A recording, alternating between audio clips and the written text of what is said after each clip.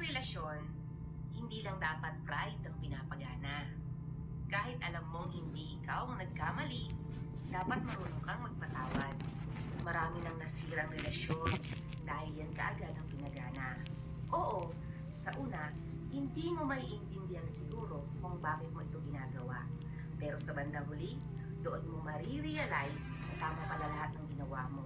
Kasi lalo nyo pang napagtibay ang lahat ng pinagsamahan nyo. Tandaan, ang paghingi ng apology o apologize ay hindi palaging nangangahulugan na ikaw ay mali at ang ibang tao ay ang tama. Ito ay nangangahulugan lamang na mas pinapahalagahan mo ang iyong relasyon kaysa sa iyong ego. Real talk yan. Ganon.